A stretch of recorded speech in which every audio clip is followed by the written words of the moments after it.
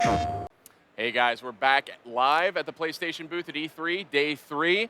Here to check out a game I'm quite interested in. That's Sword Coast Legends. We're joined by Ash Sevilla, community manager at Endspace. How's it Welcome, going, man? Ash. Thank you so much. So, okay, I have a little bit of a history with Dungeons & Dragons here. Yeah. And this is a D&D game through and through. Absolutely. I love those old school gold box SSI games, Right. Pool of Radiance, Curse of the Azure Bonds. I love that stuff. I played all through my childhood. Yeah. What is a game like Sword Coast Legends? How is that going to appeal to a guy like me? Well, we're very much hearkening back to those games. Like our history at the studio, we have a lot of guys that worked on games like that in the past. And so we're really trying to kind of not only build on that nostalgia, but also create something new and dynamic. And that's what we'll be showing off. And we are showing off here at E3 with our campaign creation DM tools. So it's pretty exciting, yeah. So this is something a little different. And I mean, I think there's a lot to take in. D&D is in its classic form is a very complex game, right? There's a lot of moving pieces, but it's so much fun once you get them down. For sure. This is a game that allows players to,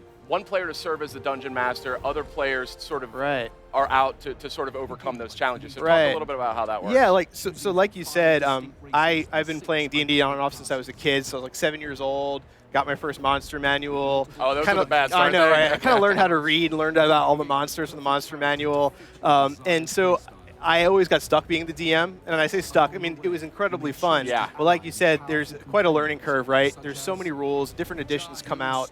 And what we're trying to do with Sword Coast Legends is make it accessible, but also really robust. So we want players to be able to create whatever the heck they want, like a DM, but we don't want people to have to spend countless hours building, their own campaign. Now you can, if you'd like to, you can get in there and really build an incredibly massive campaign. But if you want to go in and create something in 5 minutes, you can do that as well.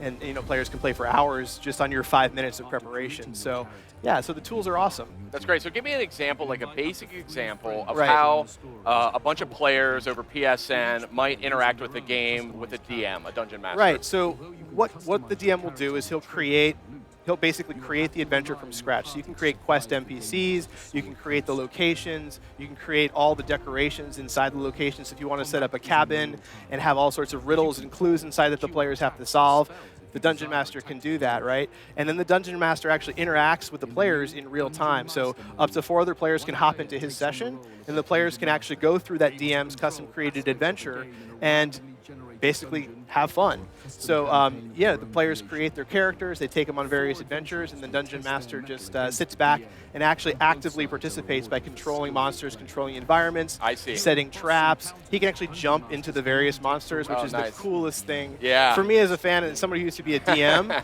getting in there and actually having access to all the different monster abilities is incredible. So that's you can do all that in real time. So the DM's not bored. Yeah, no, Dungeon Master, that sounds like a lot of fun. And it's not something we see in very many games, to be honest. There's some really old school games that are along those lines, but usually the Dungeon Master is fighting NPCs or fighting computer controlled characters, and this is kind of the best of both worlds. You've got real living humans on both sides, but are there options for computer controlled characters as well? Yeah, so there actually is a really robust player campaign. It's all it's incredibly long. You'll encounter various characters along the way. They're all voiced, and so you can actually play that player campaign by yourself. And go through it and actually have pause and play action, similar to like, Baldur's Gate, Dragon Age Origins. So you can pause and play, direct the various characters, or if your friends want to hop in with their characters, you can do that with up to 4 players.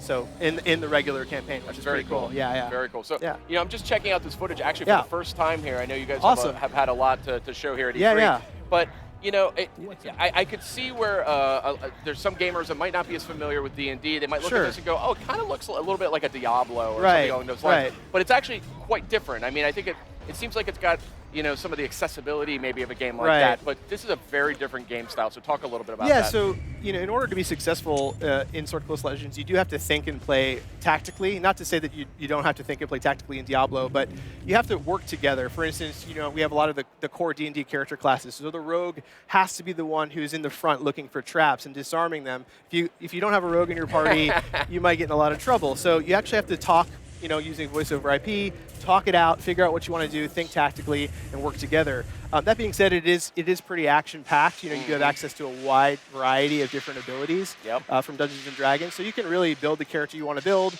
and then hopefully, if everyone is actually working together, get through the adventure tactically. So. That's cool. So it looks like you guys are using the 5th generation rules. Right. Talk a little bit about, because D&D, I mean, went in some very interesting directions with 3, 3.5, and 4. Yeah. But it started to get more and more and more complex. And I know one of the big selling points on 5 was that it kind of boiled things back down again a little bit more towards that old school style. So get folks caught up on exactly how that's going to be reflected here. Sure. So we've been working alongside Wizards of the Coast from the very beginning. And our rules are, I wouldn't say a streamlined version of 5th edition rules, but we're trying to really reflect the feel of 5th edition, which is, like you said, it's streamlined, it's a little bit less complex, it's really fun, and it really stresses role-playing, which we're really into. We're hoping that when players jump in, their DMs will actually be voicing the different characters they encounter and, actually role-playing their way through their adventures. That sounds fun. Yeah, I mean, when it works really well, so we're hoping people to actually try and do that. Yeah. Very cool. Yeah. Tell me a little bit about, so for folks who aren't D&D, maybe let's back up for a second. What are some of the key character classes, some of the key sort of strategies those classes might use in sort of this co-op environment? So we're going to launch with a Cleric and Ranger, Paladin. Ranger's my jam. Ranger's That's my jam. So good. Yeah. And you can specialize these characters in a variety of different ways. If you want to be a ranged Ranger with a bow, you can do that. If you want to do the dual scimitars, you can do that. You can do all sorts of different things and really tweak your characters out to to your heart's content. So we have Fighter, I already said Rogue. Did I say Rogue? Yeah. Wizard. Basically, we have the main core classes, a variety of different races and sub-races to play as well. So you can really get in there and build something truly unique that maybe your friend down the street isn't building. So very cool. And we're hoping to add more later on too. So when are you guys looking to release this one on PS4?